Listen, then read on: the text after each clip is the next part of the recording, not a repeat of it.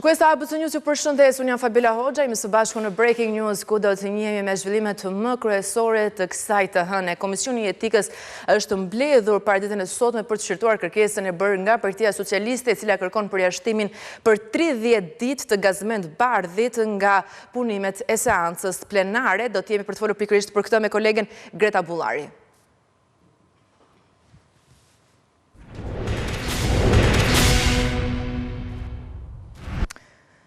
Greta, të përshëndes, nuk është hera parë në fakt që bëhet një kërkesë e tillë nga Partia Socialiste për gazmend bardhin, i cili gjithmonë është etiketuar si ai zhurmuesi i seancave plenare dhe në seancën e kaluar ai ka penguar zhvillimin normal të kësaj seance. Çfarë pritet të shqyrtohet dhe të vendosë ditën e sotme Komisioni i Etikës? Fabiola, të përshëndes, ka pak minuta në fakt që ka nisur edhe Sekretariati i Etikës, i cili do të shqyrtojë dhe kërkesën e 14 deputetëve të grupit parlamentar të Partisë Socialiste që kërkojnë përjashtimin me 30 ditë nga punimet e kuvendit të deputetit demokrat Gazmend Bardhi. Në fakt, në shkresën e cila ju është drejtuar kuvendit, thuhet apo argumentohet se po themi përjashtimi i Bardhit nga punimet e kuvendit kërkohet pas kaosit që ai inicioi dhe shkaktoi në seancën e kaluar parlamentare, pikërisht kur në foltorin e kuvendit ishte duke mbajtur apo duke raportuar komisioneri për mbrojtjen nga diskriminimi. Në fakt, komisioneri për mbrojtjen nga diskriminimi kërkoi që t'i drejtoheshin pyetjet e paraqitura me shkrim, ndërkohë që zoti Bardhi insistonte me ngulm që ai të bënte pyetje të tjera në seancë plenare, çka në fakt solli, po themi, edhe agravimin e situatës në parlament, nga ku zoti Bardhi pati edhe akuza dhe ofendime në drejtim të kryeparlamentarit Niko Peleshi.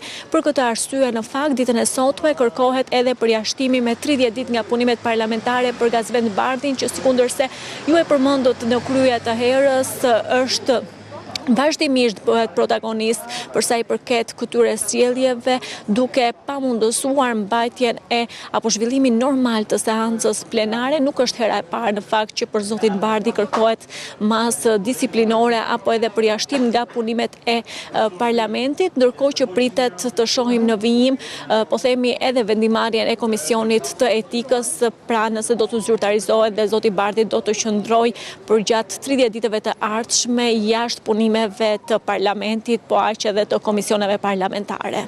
Mirë, Greta, faleminderit për raportimin. Një ngjarje e rëndë rënditi të dielën Maliqin, zjarri që përfshiu banesën e familjes Aziz Llari mori jetën nënës dhe djalit 14 vjeçar, ndërsa vajza e mitur ndodhet e intubuar në QSO. Hetimet vijojnë për shkak mendohet të bërë soba me dru, nga e cila mori flak një dyshek sfungjeri. Ambientet e kësaj shtëpie modeste të familjes Aziz Llari në Maliq u përpin nga flakët mes ditën e së dielës, pavarësisht përpjekjeve për të shpëtuar 2 fëmijë dhe veten. 40 vjeçaria Merieme Aziz Llari nuk arriti të mbijetonte. Në derën e kuzhinës, trupi i Meriemes u gjet pa shenja jete, ndërsa të 2 fëmijët u transportuan me urgjencë në spital. Fatkeqësisht, djali 14 vjeçar humbi jetën, ndërsa vajza u transportua në qendrën spitalore universitare Nën Tereza në Tiranë. ABC News mëson se 6 vjeçaria ndodhet në gjendje të rëndë shëndetësore e intubuar. Ngjarja tronditi të gjithë komunitetin e Maliqit, ndërsa fqinjët treguan dhe dinamikën. Aty ajo ka një krevat me syngjera aty dhe ata fëmijët trazonin zjarrin. Dhe rënë zjarri aty, djegur syngjeri dhe në bazë të asaj dihet që po botym syngjeri s'ka flak, vetëm tymben. Dhe vajza parë dhe u hedhur nga dritarja vajza. Vajza hedhur nga dritarja, kurse ata të dy kishin tym, nuk mundet të delin. Vajzën e shpëtovi, doli një zonjë aty, e shpëtovi ajo. Kurse djali ishte mbaruar vetëm gjatë. Për të mbajtur familjen punonte vetëm kryefamiljari. Familjen e këto kam shiun këtë, pa ta fëmijë si ka normale jo. Ishte rrotik fëmijët? Po, të dy. Punonte nëna? Jo, pa punë. Vetëm i aty. ABC News siguroi pamjet brenda banesës ku banonte familja Aziz Llari. Çdo gjë ndodhur brenda 4 mureve u shkrumbuar totalisht nga flakët, ndërsa mendohet që shkak të jetë bërë soba me dru, nga e cila mori flak sfungjeri. E mitura 6 vjeçare vijon të jetë në trajtim intensiv në QSO. Ne do të jemi në këtë momente me kolegen Joana Çallaku për të marrë të reja të fundit sa i përket gjendjes së saj për ditën e sotme. Gjoana, të përshëndesa, ka të reja nga gjendja shëndetësore 6 vjeçares, çfarë thon mjekët? Mirëmëngjes Fabiola, në fakt gjendja shëndetësore 6 vjeçare, e cila mbeti pra e lënduar nga flakët e banesës në ngjarjen e rëndë të ndodhur ditën e djeshme pas ditën e së dielës në Malish, vijon të jetë në gjendje të rënduar, në gjendje kritike për jetën. Sipas asaj çfarë kemi mësuar nga bluzat e bardha në spitalin pediatrik në qendrën spitalore universitare në Tereza, të paktën nga burime brenda këtij spitali kanë treguar për ABC News që gjendja e të miturës është kritike, aktualisht ndodhet e shtruar pra në shërbimin e reanimacionit të pediatrisë në intubim. Kjo për shkak të plagëve të marra dhe duhet thënë në fakt fatkeqësisht 50% ka plagë në të gjithë trupin, duke bërë dhe akoma më të vështirë gjendjen e të miturës dhe vijon të jetë në monitorim të vazhdueshëm nga stafi mjekësor i bluzave të bardha. Duhet thënë që në fakt, siç e ndoqëm dhe nëpërmjet materialit pak më herët, e mitura fillimisht është transportuar drejt spitalit rajonal të Korçës për të marrë ndihmën e parë mjekësore dhe më pas për shkak të gjendjes së saj tepër të rënduar, ekipi mjekësor e ka shoqëruar së bashku me autoambulancë nga Korça drejt spitalit pediatrik në qendrën spitalore universitare në Tereza dhe që prej pasditës së djeshme rreth orës 19, pra duhet thënë, dhe deri më tani vijon të jetë e intubuar në pediatrin e QSOT-s. Urojmë që gjendja e saj të përmirësohet. Gjoana Çallaku, të falenderoj për këtë raportim. Mirë, ka përfunduar mbledhja në Komisionin e Etikës, është marrë një vendim sa i përket kërkesës së Partisë Socialiste për përjashtimin e Gazmend Bardhit për 30 ditë, por çfarë ka vendosur ky komision në këtë mbledhje, do të rikthehemi edhe një herë koleges Greta Bullari.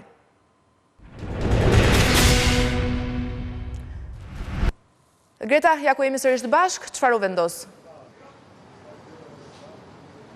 Fabiola, Sekretariati i Etikës ka vendosur të përjashtoj me 15 ditë nga punimet e kuventit deputetin demokrat Gazmend Bardhi edhe pas kausit të shkaktuar nga ai ditën e njëjtën në kuvent gjatë kohës që po raportonte edhe komisioneri për mbrojtjen nga diskriminime. Kjo në fakt ishte edhe vendimarrja e Komisionit të Etikës gjatë ditës së sotme, të cilët nga 30 ditë që kërkoi grupi parlamentar i Partisë Socialiste vendosën që për gjatë 15 ditëve të ardhshme, zoti Bardhi nuk do të marrë pjesë në punimet e komisioneve parlamentare, po aq edhe në përgjatë seancave të cilat do të zhvillohen në Kuvendin e Shqipërisë. Arsyeja është, po themi, edhe për sa i përket jo vetëm kausit, por dhe ofendimet në drejtim të kryeparlamentarit Niko Peleshi gjatë seancës së kaluar parlamentare. Mirë, Greta, faleminderit për këtë raportim të drejtë për drejtë. Në këto momente, ne do të ndjekim po ashtu drejt për drejt një mbledhje, është mbledhja e Këshillit të Lartë të Prokurorisë, ku gjatë ditës së sotme do të shqyrtohen 4 kandidaturat për kreun e SPAK. Ndjekim.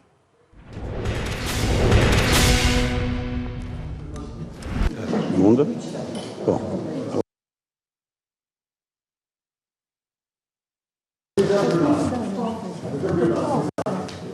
Edhe një?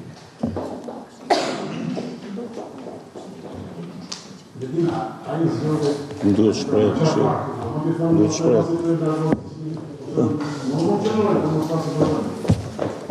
Po jo të gjëj.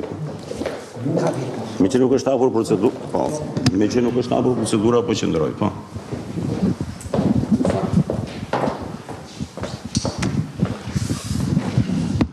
Zoti Hodaj paraqiti një njoftim, është mediatik. Ka disa media që kanë votuar qysh para 3 ditësh që një nga kandidatët që ka kandiduar për drejtues të prokurisë kundër korrupsion dhe krimit organizuar, të mos merrem me emra. Okej, s'do të merrem. Atë, unë mendoj si zoti Hodaj në këtë seancë faktikisht unë nuk jam në gjendje që ta gjykoj që është konflikt interes ose, por me qenë se kjo është procedurë që nuk është se prish në një punë edhe mungesa zotit Hodaj, mund të vazhdoj pastaj një mbledhje tjetër Këshillit të Lartë të Prokurorisë për ta diskutuar më thellë.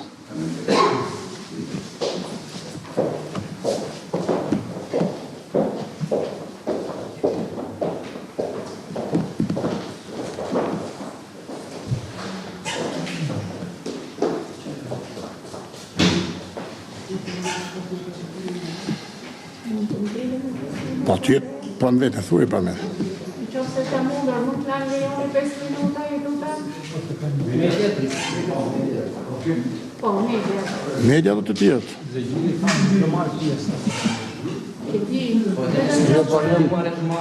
Edhe të tjetë, media dhe të tjetë. Ne s'marrim do të vendim se ne s'kemi asë një kërkes, asë rrethana të fakte. Jo, aje deklaroj. Do të konsultohet në bazën ligjore, sa po. Nëse nëse për çfarë bëhet fjalë. Po kohën pra, o mësi, kohën për jetë Çfarë do të thotë? 2 minuta o mësi, 2 minuta me Ai ndjeu që mos jetë prezent në këtë moment. Ndoshta do ta prezantojmë me shkrim. Jam në dyshimet e konfliktit të interesit. Mbarvatja e punës nuk pengohet, unë po largohem, pastaj diskutojmë në moment tjetër.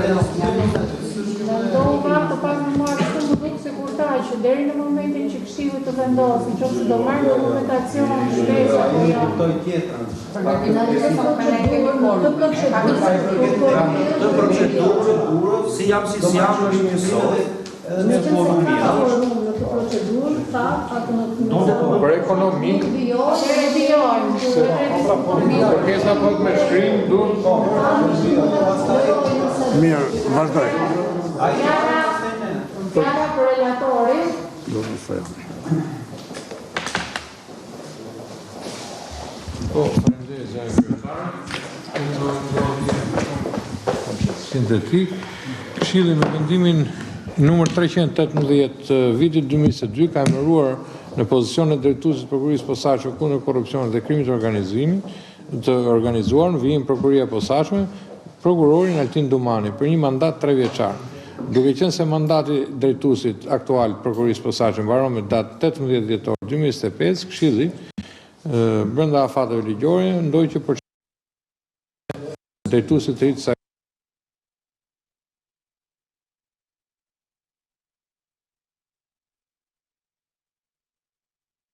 Mirë, vijon mbledhja në fakt që sapo ka nisur në Këshillin e Lartë të Prokurorisë kur do të shfrytëhen edhe kandidaturat për të zëvendësuar Altin Dumanin, të cilit i përfundon mandati më 18 dhjetor të këtij viti. Do të shohim nëse do të lejohet prania e medias deri në fund pasi u bë një kërkesë të zhvillohet një mbledhje me dyert të mbyllura. Jemi sërish, e ndjekim.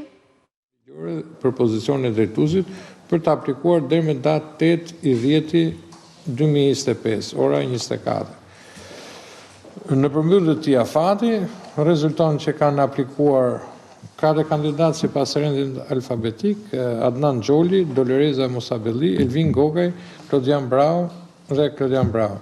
Komisioni i zhvillimit të karrierës mori në shqyrtim kandidaturat dhe verifikoi plotësimin e kushteve të kandidimit për ngrirjen e detyrë në pozicionin e drejtuesit të prokurisë së posaçme kundër korrupsionit dhe krimit të organizuar. Nisur nga fakti që kushtet e vendosur nga ana jonë kanë qenë që të jenë prokurorët të prokurisë posaçme, mos jetë drejtues aktual të prokurisë posaçme, të ketë paraqitur platformë sipas shpallës, si dhe të mos ketë masë disiplore në fuqi. Ne pasi shqyrtuam ato dokumentacionin, arrim përfundimin që secili për kandidatëve e plotësojnë kushtet formale të kërkuara nga ana jonë. Për sa më sipër, komisioni bazë në 148D.3 të kushtetutës, në 15.1 të ligjit 95/2016 për organizimin dhe funksionimin e institucioneve për luftuar korrupsionin dhe krimin e organizuar, në 52.1 dhe 5 ligjit 96/2016 për statusin e prokurorëve, si dhe të nenit 5.1 dhe nenit 37 rregullores mbi kriteret dhe procedurën për ngritjen e detyrë të prokurorëve pranë prokurorisë posaçme kundër korrupsionit dhe krimit të organizuar, e ndryshuar, i propozon Këshillit miratimin e listës me 4 emrat e si përmendur që plotësojnë kushtet paraprake për kandidim për vendin vakant të drejtuesit të prokurorisë posaçme. Faleminderit.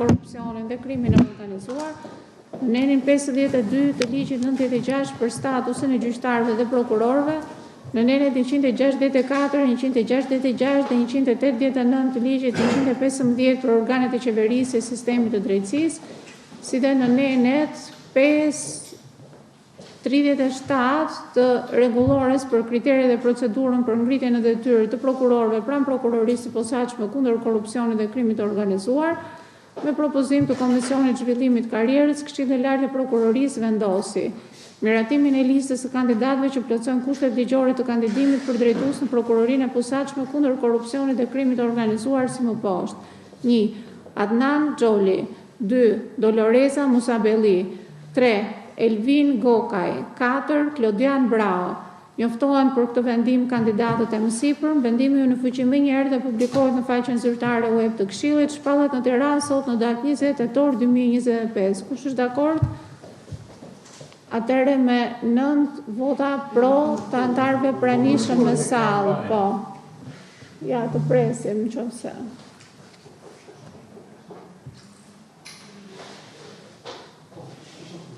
Okej, me votën pro të zotit Morkuri online, në mungesë të zotit Hoda, miratohet.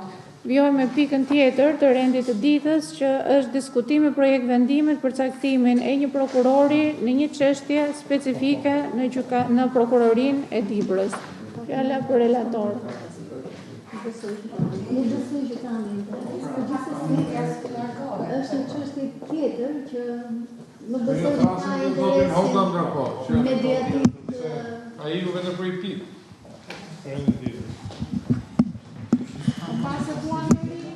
Po letrimu, po shkojmë për zotin Hoda.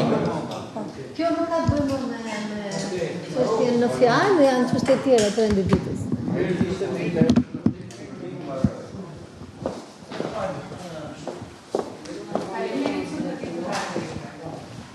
Një thonë si vogël do duhesh të këto dhe marote.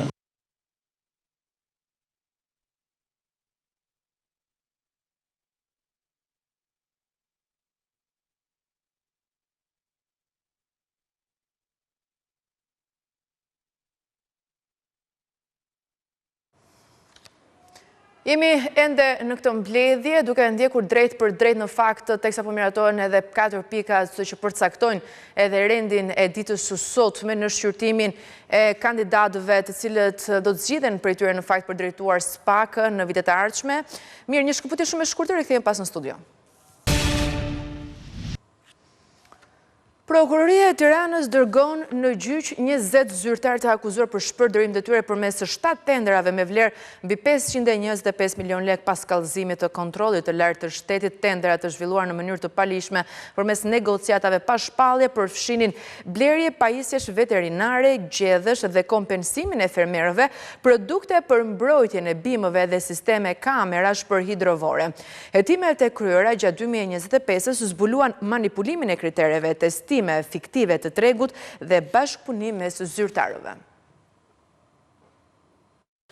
Prokuroria e Tiranës ka përfunduar hetimet dhe ka dërguar për gjykim 29 punës publik të akuzuar për shpërdorim detyre në të paktën 7 procedura, prokurimi që kanë shkaktuar dëm ndaj Ministrisë së Bujqësisë dhe Zhvillimit Rural. Hetimet nisën pas një kallëzimi të kontrollit të lartë të shtetit, i cili konstatoi shkelje të rënda në këto prokurime me vlerë mbi 525 milion lek pa TVSH. Sipas prokurorisë, tenderet janë zhvilluar kryesisht përmes negociatave pa shpallje paraprake në kundërshtim me ligjin dhe përfshin furnizime si produkte për mbrojtjen e bimëve, pajisje për shërbimin veterinar, blerje gjedhësh dhe kompensim fermerësh dhe instalim kamerash për hidrovoret. Hetimet zbuluan se nën punësit publik në bashkëpunim me njëri tjetrin kanë manipuluar kriteret e prokurimeve, duke dëmtuar interesat e shtetit dhe qytetarëve.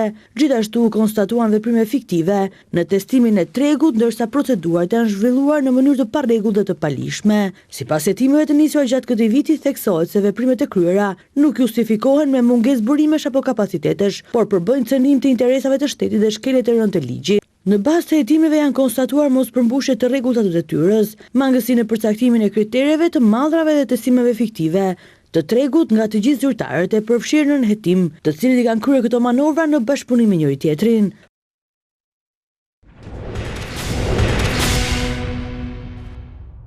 Dalim me njerë të një zhvillimi fundit, është apeli në fakt i cili në një instancë sotme ka rrëzuar edhe kërkesën e Erion Veliajt, ky i fundit kërkon të shpallen të pavlefshme aktet hetimore ndaj tij. Megjithatë, më me detaje kolegu Ervin Leka do të na sqarojë në këtë moment. Ervin. Për të sqaruar për publikun, Ervin, edhe një herë cila ka qenë kërkesa e Erion Veliajt dhe me çfarë argumentesh më pas apeli i rrëzoi ato? Gjykata e posaçme apelit në fakt ditën e sotme me një vendim të marrë nga gjyqtari Eni Gert Pëllumbi ka rrëzuar edhe kërkesën që ka bërë më herët Erion Velia, ish-kryetari i Bashkisë së Tiranës, për sa i përket shpalljes së pavlefshmërisë të gjitha akteve që ka bërë dhe veprimet hetimore që ka bërë prokuria e posaçme. Por më herët pra Velia i është drejtuar shkallës së parë së gjykatës së posaçme me këtë kërkesë, pra me rrëzimin e veprimeve hetimore që ka bërë prokuria e posaçme SPAK, por edhe shkalla e parë e ka rrëzuar këtë kërkesë dhe në këtë mënyrë pra ju drejtua apelit. Dhe ditën e sotme ka qenë gjyqtari Eni Gert Pëllumbi që ka rrëzuar këtë kërkesë duke vendosur në favor të SPAK-ut, më të themi, apo edhe ato se çfarë kishte gjetur SPAK-u, pa dhënë një argument duke i cilësuar si veprime të plota hetimore dhe duke rrëzuar në këtë mënyrë kërkesën e Erion Velia që kërkonte edhe shpalljen pra të pavlefshme të gjithë këtyre hetimeve. Kujtojmë pra që një kërkesë tjetër, gjykata e lartë më 2 tetor është bërë po ashtu edhe një rrëzim nga ana e kësaj gjykate për Erion Veliajn për zvendësimin e masës së sigurisë dhe si duket edhe këtë të hënë gjykata e apelit mori vendimit për të pranuar gjitha hetimet që ka bërë prokuria e posaçme SPAK dhe për të rrëzuar kërkesën dhe ankimimin që kishin bërë avokatët mbrojtës të ish-kryetarit të Bashkisë së Tiranës Erion Veliaj. E kuptoj, mirë Ervin, faleminderit për raportimin. Një shkëputje e shkurtër e kthehemi pas në studio.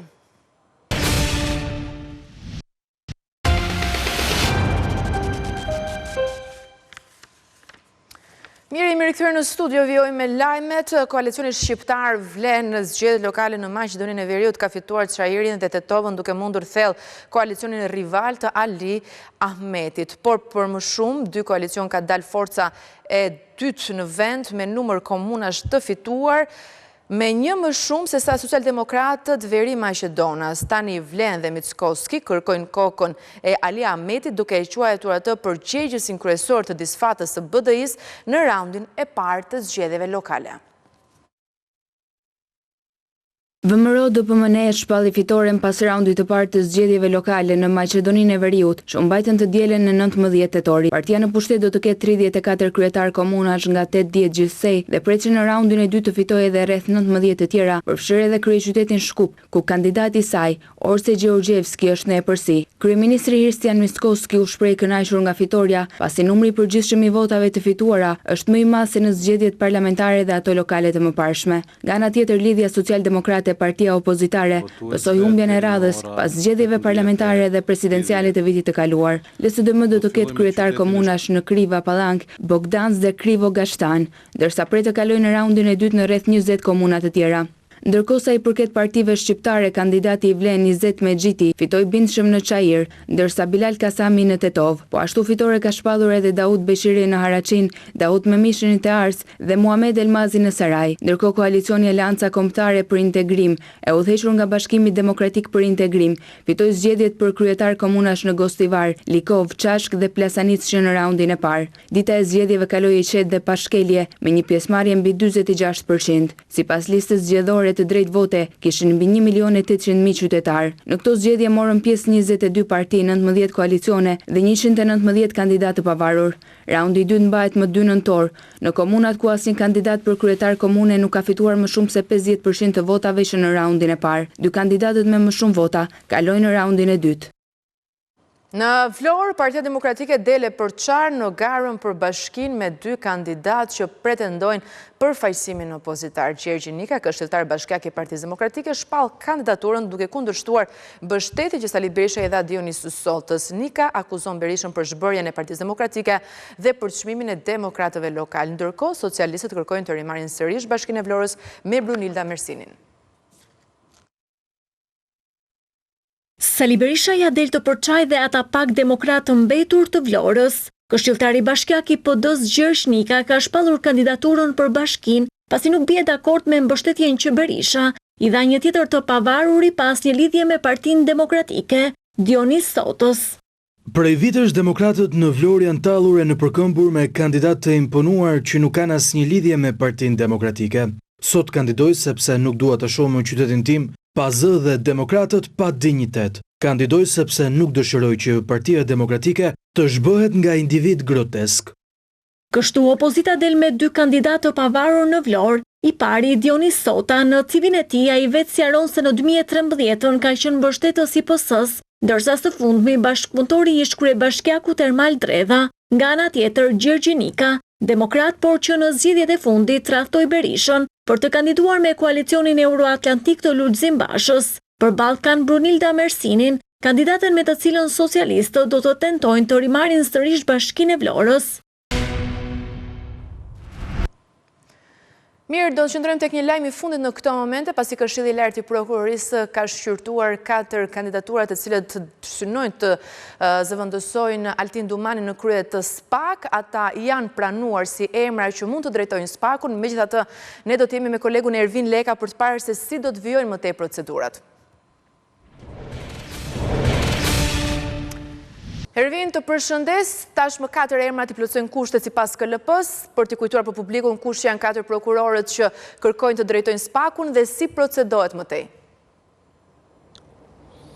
Në mbledhjen e sotme Këshilli i Lartë i Prokurorisë ka miratuar edhe kërkesën prej 4 kandidatëve për të drejtuar strukturën e posaçme pra të SPAK dhe këto janë Adnan Xholi, Doloreza Musabelliu, Elvin Gogaj dhe prokurori Klodian Braha. Pra janë këto 4 prokurorë që kishin shprehur interesin dhe kanë dorëzuar platformat e tyre për drejtimin e strukturës së posaçme SPAK në Këshillin e Lartë të Prokurorisë dhe me 10 vota pro është miratuar edhe vendimi se këto janë të aftë për të hyrë në garë, por edhe me platformat e tyre dhe për të bërë një garë pra për sa i përket drejtimit të SPAK apo të prokurorisë së posaçme. Kujtojmë se në total janë 11 vota, por miratimi është bërë me 10 vota për shkak të mungesës së Zeqir Hodajt, një prej antarëve të Këshillit të Lartë të Prokurorisë, me arsyet se djali i tij është emëruar në byron kombëtare të hetimit si hetues i krimit financiar nga prokurori, pra dhe mendim të prokurorit Klodian Braha, dhe ky ka qenë edhe momenti që ai është tërhequr dhe është miratuar vetëm me 10 vota pro, pasi vetë Zeqir Hodaj është tërhequr për shkak si duket të këtij konflikti